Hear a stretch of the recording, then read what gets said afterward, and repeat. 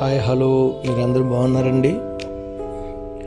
దేవుని కృపను బట్టి ఈ హౌస్ ఆఫ్ ప్రేయర్ పరిచర్యను సపోర్ట్ చేస్తున్న ప్రతి ఒక్కరికి నా హృదయపూర్వక వందనాలు. అదేవిధంగా చాలాసార్లు భక్తులంగా ఉన్న మనము మన అక్కర్లో కావచ్చు, అవసరతలో కావచ్చు, దేవునికి ప్రార్థనా విజ్ఞాపనలు చేస్తూ ఉంటాం. చాలాసార్లు చాలా సందర్భాల్లో చాలామంది విన్నపాలు, లేకపోతే విజ్ఞాపనలు, ప్రార్థనలు, యాచనలు దేవునికి మొరపెడుతున్న సందర్భంలో కొంతమందికి ఒక డౌట్ రావచ్చు, ఈ ప్రార్థనలన్నీ దేవుని సన్నిధికి వెళ్తున్నాయా? దేవుడు ఈ ప్రార్థనల్ని అంగీకరిస్తారా?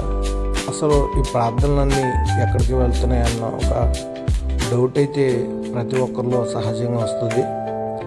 మనము ఆలోచన చేయగలిగితే అండి, నువ్వు ఎంత ఇబ్బందులు ఉన్నప్పటికీ, ఎంత ఇరుకులో ఉన్నప్పటికీ నువ్వు మొరపెడుతున్న మొర ఏదైతే ఉందో ఆ మొర దేవుని సన్నిధికి వెళ్తుందా వెళ్ళదా అనే ఒక డౌట్ అయితే ప్రతి ఒక్కరిలో ఉంటుంది. దాన్ని ఈరోజు మనము వాక్య రూపంలో మనము చూసుకోవచ్చు. ఒకసారి ప్రకటన గ్రంథము 8వ అధ్యాయము 4వ వచనంలో ఒక మాట మనకి కనపడుతుంది. ఈ ప్రార్థన గురించి, ఈ ప్రార్థనలు ఎక్కడికి వెళ్తున్నాయి, ఈ ప్రార్థనల్ని వేటితో కలిపి మరి ఎవరో దేవుని సన్నిధికి తీసుకెళ్తున్నారో అన్నది మనకి ఇక్కడ కనపడుతుంది.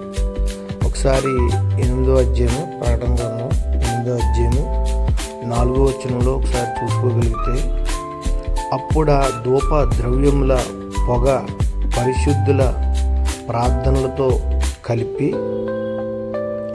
కలిసి దూత చేతిలో నుండి పైకి లేచి దేవుని సన్నిధిని చేరెను.